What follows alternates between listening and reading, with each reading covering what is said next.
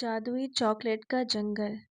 एक बार की बात है, जंगल के किनारे एक छोटे से गांव में राजू नाम का एक लड़का रहता था। उसे चॉकलेट, कैंडी, टॉफी ये सब बहुत ही पसंद था।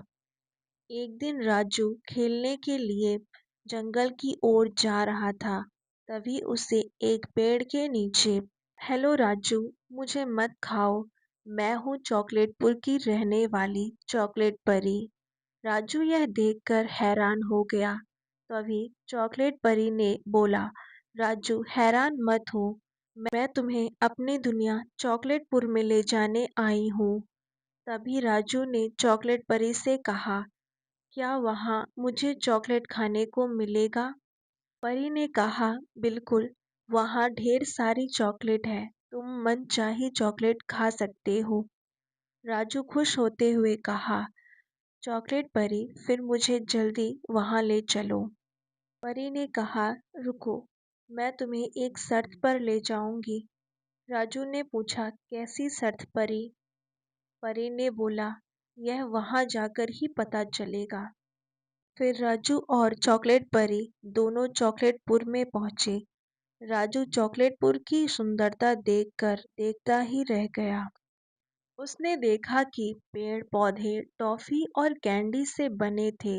नदियां और झरनों में पानी की जगह चॉकलेट बह रही थी। तभी चॉकलेटपुर के राजा और उनके सभी मंत्रिमंडल आए। राजा ने राजू से कहा, बेटा, मुझे तुमसे एक मदद चाहिए। राजू ने बोला, कहिए महाराज, क्या मदद चाहिए? राजा ने कहा, हमारा चॉकलेटपुर मुश्किल में है। खट्टी मीठी चुड़ैल ने हमारी चॉकलेट मशीन चुरा लिया है, जिससे मिठास खत्म हो रही है। चॉकलेट से बनी हुई यह सुंदर दुनिया धीरे धीरे नष्ट होने लगी है। क्या तुम हमारी मदद करोगे? राजू ने तुरंत कहा, हाँ जरूर, बताइए मैं आपकी मदद कैसे कर सकता हूँ। राजा ने कहा, खट्टी मीठी चुड़ैल इंसानों की हर बात मानती है, वह इंसानों से बहुत प्यार करती है। फिर राजा और राजू खट्टी मीठी चुड़ैल के पास पहुँचे।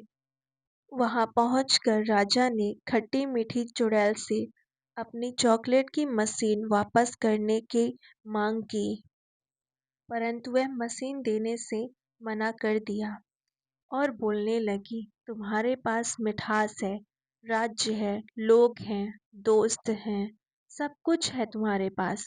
मेरे पास तो कुछ भी नहीं है। मेरा तो ना कोई परिवार है, ना कोई दोस्त है। यह बात सुनकर राजू ने कहा, तुम्हारे पास सब कुछ है, अगर तुम अपनाना चाहो तो। खट्टी मीठी परी ने पूछा, वो कैसे? राजू बोला, मैं तुम्हारा दोस्त बनना चाहता हूँ।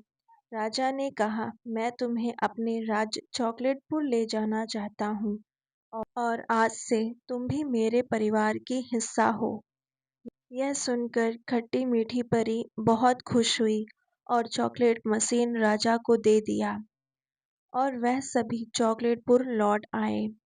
राजा और उनके सैनिकों के साथ अब खट्टी मीठी परी भी चॉकलेटपुर में रहने लगी और राजू ढेर सारी चॉकलेट खाकर अपने घर लौट आया।